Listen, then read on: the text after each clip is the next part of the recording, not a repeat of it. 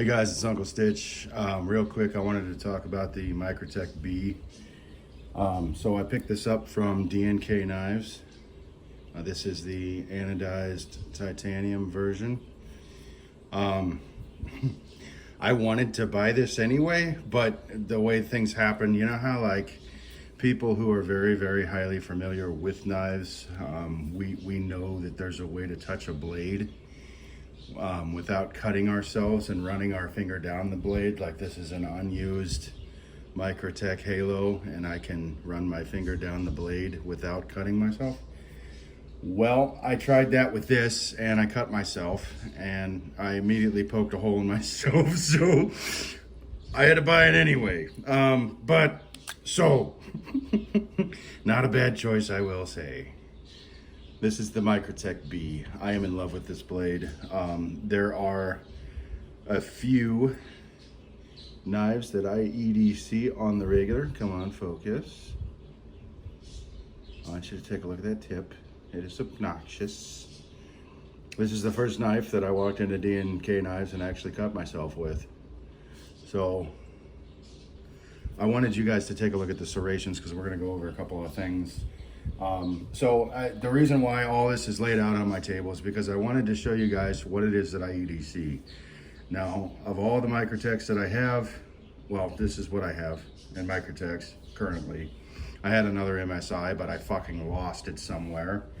I EDC a Microtech MSI full serrations, right?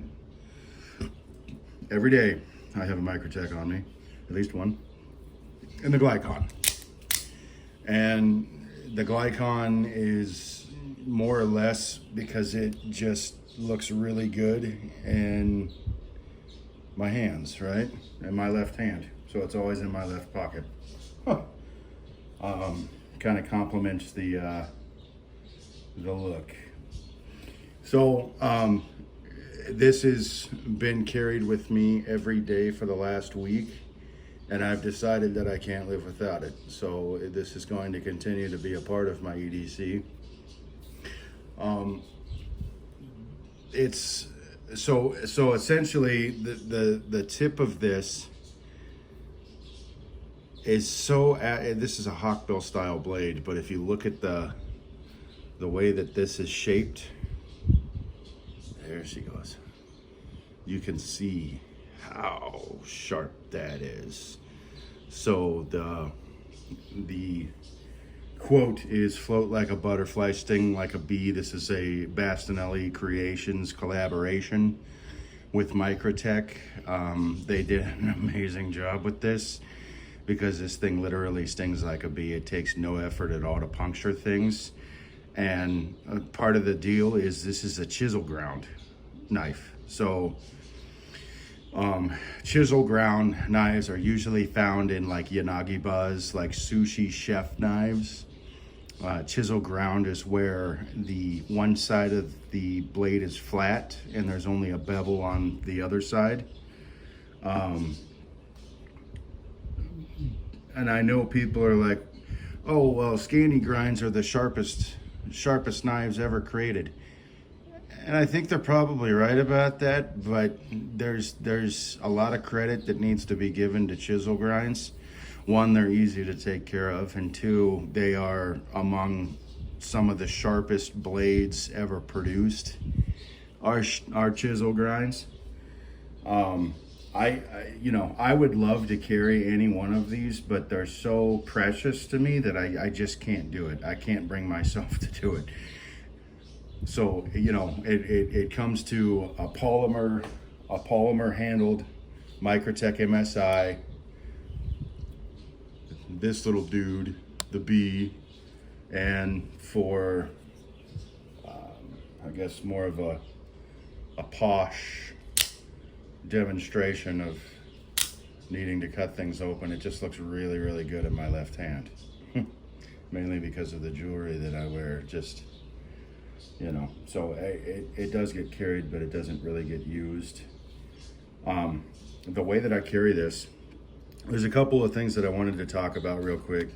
This isn't going to be like a super long review, but so the pocket clip, Now the way that I set this up is so that when I'm sliding my hand forward and I snag this to rip it out as it's in my pocket, it always comes out with ease, but when you try to put it back in, sometimes it gets caught and it doesn't go any further, so you have to pull it out and put it back in to get it to snap into place correctly.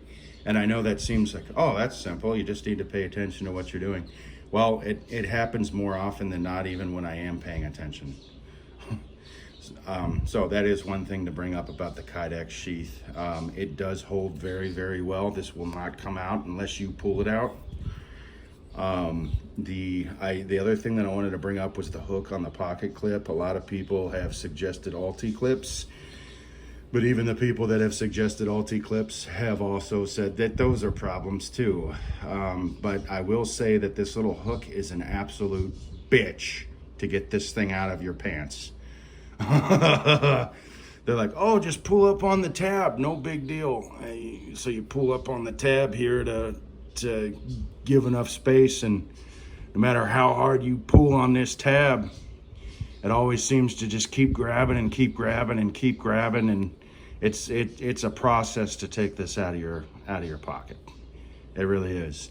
That's my only bitching that I have to do about this knife, because the rest of this is appallingly beautiful. It fits so well in your palm, like even the fat part of your freaking palm. This was a very, very well thought out design. What we have here is an overall length of 4.5 inches. God, that thing's beautiful. The chisel ground hawkbill blade that we have is 2.5 inches. That's the cutting length. The overall weight of this is 1.4 ounces, so extremely lightweight. Obviously this is Bowler M390. For those of you, usually I'll go into like the mechanics behind Bowler M390 and all that, but that's really, you know, people who are knife nerds don't typically need me to tell them that. So we're just gonna kind of skip over that. But so I wanted to show this knife to you. I've seen the carbon fiber inlays, and when I saw the denim blue anodization, that just fits so well.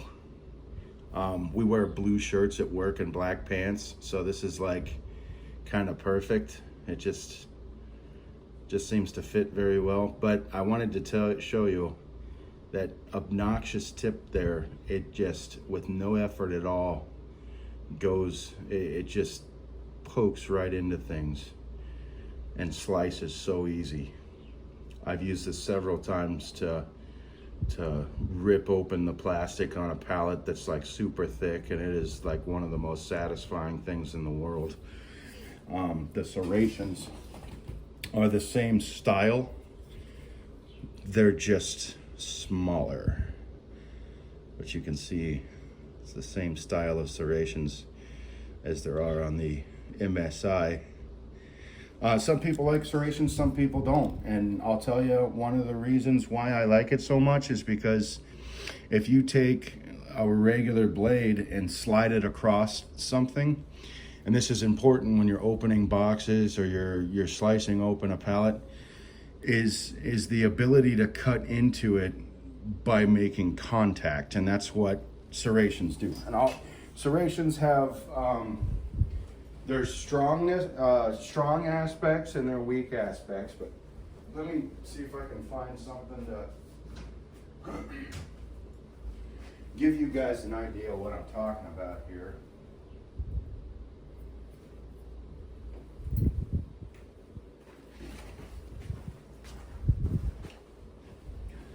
So, you know, if we take something like the Glycon, for example, right, and we run the blade across, yeah, will it cut through? Absolutely. If I put force, it easily cuts through. like nothing, right? But when you're whipping something out of your pocket very quickly and making contact with something, serrations, and literally I'm just using the force of just the weight of the blade. I'm trying to figure out a way to show you this. It slices. Just the weight of the blade. This is just me pulling it. It slices. So that's why for my in particular need for carrying, I pick serrations. So anyway, I'm gonna put up some videos just to show you guys some stuff that this is useful in, and what I like about this knife. All right, guys, peace. Hey guys, it's Uncle Stitch. So we are talking about the BEE that I have. I just wanted to show you something. It is related, but it's something to understand the reason why I carry this the way that I do. So I'm just showing, you can do this with a fixed blade, you can do this with any type of blade. I've got a bail song. Every time so the way that I always open these is in inverse grip, and I've learned to live my life in inverse grip. That's why I'm very comfortable with it. So the same thing, the basic ideology that I have, we're not gonna go over martial arts and all this other garbage, is when you're creating a strike, it's like a clock. So there's 12 o'clock, there's 1 o'clock, there's 2 o'clock, 3 o'clock, 4 o'clock, 5 o'clock, 6 o'clock, 7 o'clock, 8 o'clock, 9 o'clock, 10 o'clock, 11 o'clock, back to 12, right?